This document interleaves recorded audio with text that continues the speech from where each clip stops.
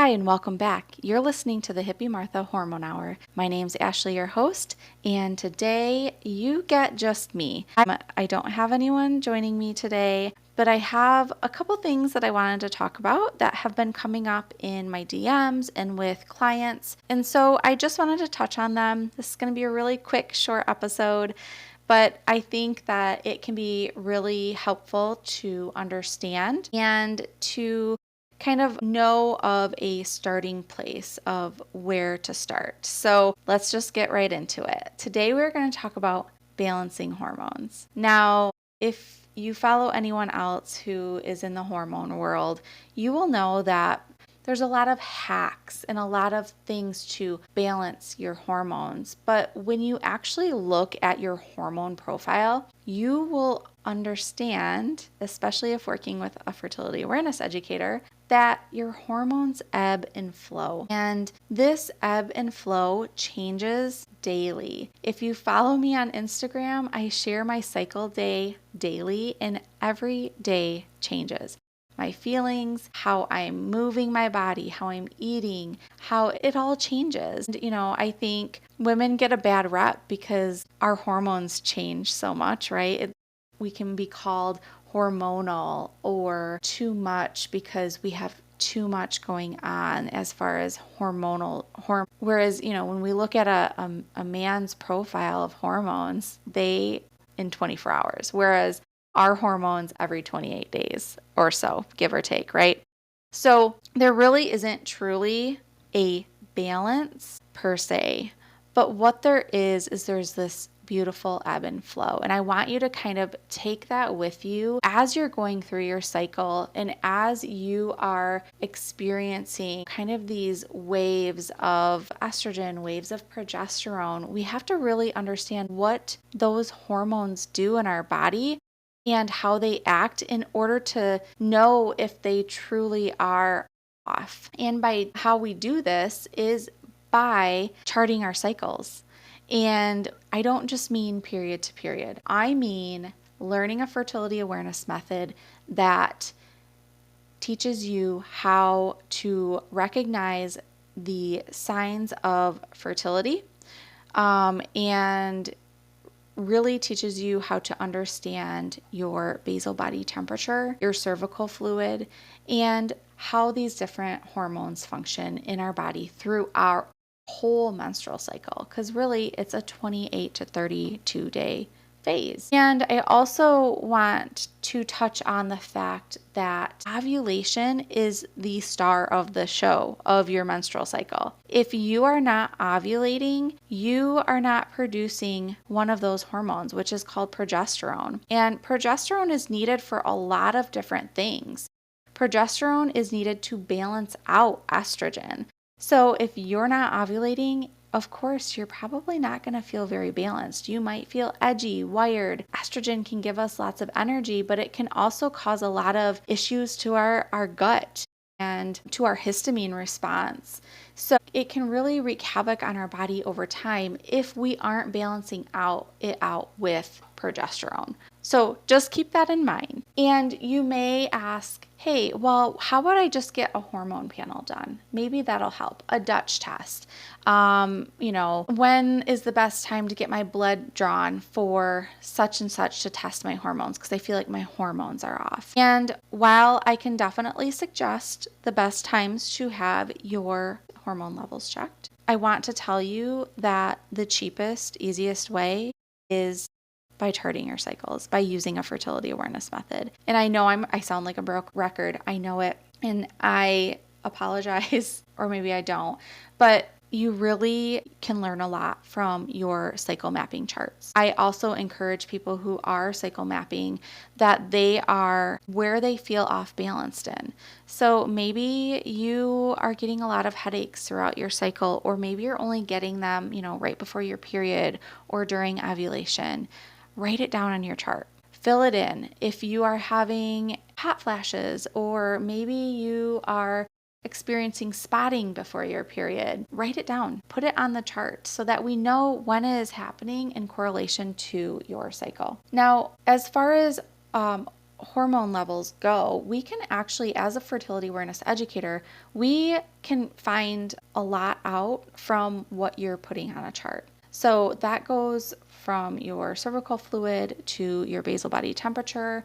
We can tell what might be causing this off balance or these feelings that don't seem right. And typically it's the upstream factors. So if you can imagine this beautiful stream, and downstream are your reproductive parts, your ovaries, and that's at the end of the stream. But up top from that stream, you have your gut, your liver health, your adrenals, your thyroid, your blood sugar issues. All of these things that I just listed are upstream to your hormones. And if something upstream is off or blocking that stream, of course you're going to notice probably hormones being off. And so when you hear me on these podcasts talking about stress, talking about, all the different things that can affect our hormones, that's why. I have another episode coming up where we're going to discuss blood sugar and how eating breakfast is so important. And it sounds silly that I need to ask my clients, are you eating breakfast? Because that's a huge factor. It affects a lot of our body systems. And if our other body systems are affected, you better bet that our reproductive health is going to be affected. So I just kind of wanted to, if you're experiencing symptoms of just not feeling well, something is off, you feel off balance, I really encourage you to start charting your cycles and mapping out your symptoms of when they're coming, when they're happening, and really just paying attention to that so that you can learn how to support your body and to support those upstream factors that might be affecting your reproductive health. Now, getting back to the balance, our bodies love regularity. They love to fall asleep. They love to wake up with the sun. They love rhythm. And when rhythm gets off, so do our other systems. And we are very cyclical creatures. So when we look at how to balance our hormones and we're looking at ovulation and if ovulation is happening, we also want to look at where we are at within our life stages. Are you a teenager? Are you going through some hormonal shifts where your brain is not fully developed? Our brain and our ovaries talk. And so if our brain is immature, our cycle is going to be immature. And so it's normal to have irregular cycles during this teen phase. Or maybe you are in your postpartum phase and you're nursing. Now, this is a completely different phase of life, and it is completely normal to not have a cycle, especially if you are breastfeeding. And when we breastfeed, it actually turns off a section of our brain to stop producing estrogen and LH and FSH. And instead, it makes our body produce milk. And so those lactational hormones actually shut down our menstrual cycle for a certain period of time. For everyone is different. But if you're during this phase of life where you're like, oh, I just want to feel balanced again, or I just want my hormones to go back to normal, I just want to let you know that it's okay to be off balanced. And while you may not be used to this feeling, especially in the postpartum phase, especially with a first child, we aren't used to our bodies being like this. So I really encourage you to just kind of lean in to that differentness and kind of start to create a different rhythm while you're nursing, and be gentle with yourself, especially during this time. And finally, if you are in a time of perimenopausal cougarness, I think is what it's called. It's like puberty cougarness or something. Cougar puberty. Yes, that's what it is. It's cougar puberty. And this too can be a very challenging time. I can witness it firsthand. Going through perimenopause has been quite the experience. And I totally can understand where and when women come to me in perimenopause and they say, I am going crazy. And I totally feel you. Your hormones actually are in a state of imbalance. And that is because your ovaries are aging, your eggs are aging. Things are starting to shut down. And while for me mentally, that can be kind of a loss, I guess, but also kind of a step towards or a step into just another phase of life. And understanding that imbalance is kind of a way of life, but how to help these times of transition can be really good.